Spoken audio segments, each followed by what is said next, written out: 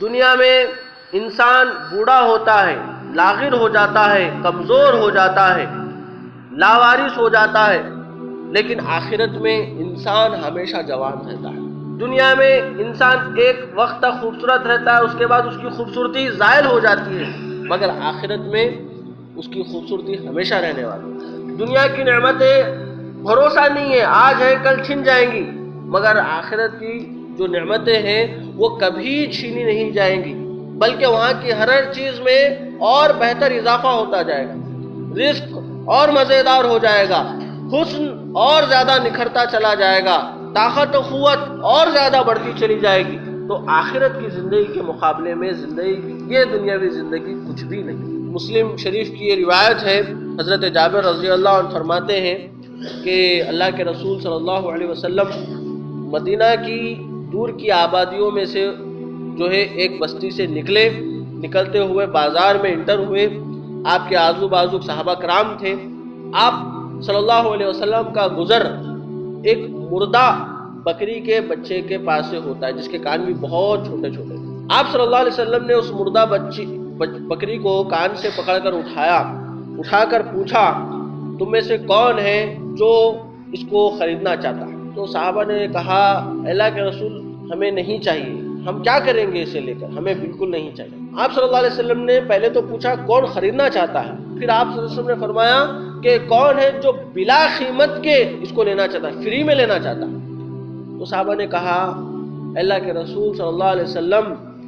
اگر یہ زندہ ہوتا تب بھی ہم اس کو 1 درہم میں بھی نہیں لیتے، کیونکہ اس کے اندر نقائص پائے جاتے ہیں۔ اب تو یہ مردہ ہے، ہمیں تو بلا قیمت بھی یہ نہیں چاہیے، ہم کیا کریں گے لے کر؟ تو اس کے بعد اللہ کے رسول صلی اللہ علیہ وسلم فرماتے ہیں، واللہ للدنیا اہون علی اللہ من ھذا علیکم، کہ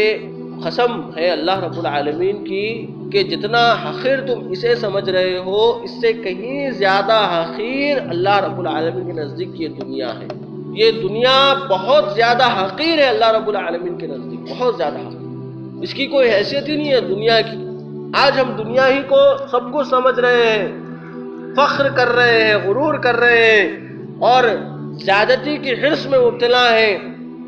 مال اولاد کو کثرت سے حاصل کرنے کی کوشش میں لگے ہوئے ہیں۔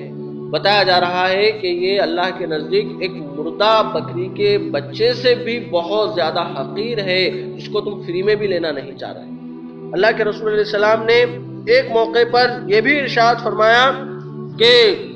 لو كانت الدنيا تعدل عند الله جناح بعوضة ما سقى كافرا منها شربة ماء، کہ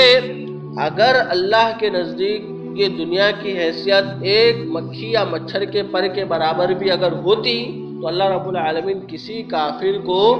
1 گھونٹ پانی بھی نہیں دیتا۔ وہ کافر جو اللہ کو نہیں مانتے، اللہ کو برا بھلا اللہ کا حق کسی اور کو دیتے ہیں، تو اللہ تعالیٰ کسی کو 1 گھونٹ پانی بھی نہیں دیتا ویسے کافروں کو، اگر دنیا اللہ کے نزدیک ایک مکھی کے پر کے برابر بھی اگر حیثیت ہوتی۔ فرمایا گیا، اور اپنی نگاہیں ہرگز ان چیزوں کی طرف نہ دوڑانا جو ہم نے ان میں سے مختلف لوگوں کو آرائش دنیا کی دے رکھی ہیں، تاکہ انہیں اس میں آزما لیں۔ تیرے رب کا دیا ہوا ہی بہت بہتر اور باقی رہنے والا ہے۔ تو ہم دیکھ رہے ہیں کہ بہت آگے بڑھے ہوئے ہیں لوگ، بہت کچھ نوازا جا رہا ہے، لیکن اللہ تعالیٰ بتا رہے ہیں کہ ان کی طرف مت دیکھو، یہ آزمائش کے لیے ہم نے ان کو دے رکھا ہے، صرف آزمائش کے لیے ہم نے دے رکھا ہے۔ اور جان لو کہ یہ جتنا بھی ہم نے دے رکھا ہے یہ سب بیکار ہے، اصل میں جو اللہ رب العالمین کے پاس ہے وہی بہتر اور باقی رہنے والا اور اچھا ہے۔ بعض لوگ یہ سمجھتے ہیں جس پر نعمتیں آ رہی ہیں اللہ تعالیٰ اس سے خوش ہے، اس اللہ کی نعمتیں آ رہی ہیں، یہ تو آزمائش ہے۔ اللہ تعالیٰ مسلمان غیر مسلم ہر ایک کو، کافر کو بھی بہت نواز دیتا ہے، کیونکہ اللہ کے پاس دنیا کی کوئی حیثیت نہیں۔ اللہ کے رسول صلی اللہ علیہ وسلم نے مومنوں کو خاص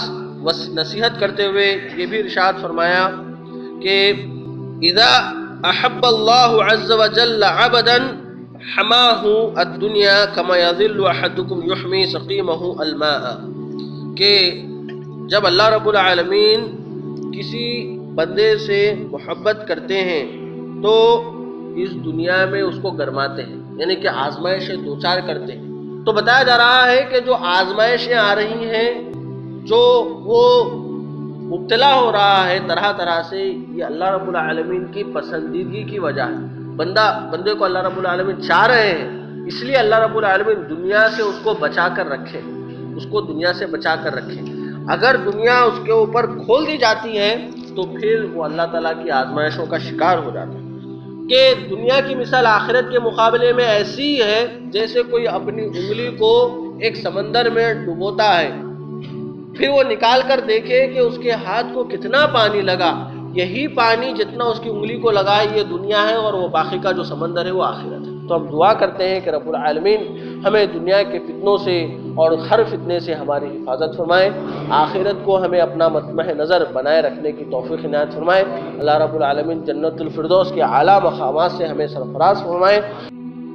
اگر آپ چاہتے ہیں کہ آپ کو اسلام سرچ کے نیو ویڈیوز کے بارے میں اطلاع ملے تو آپ اسلام سرچ کے چینل کو سبسکرائب کریں، موبائل یوزرز سبسکرائب کریں اور بیل بٹن دبائیں۔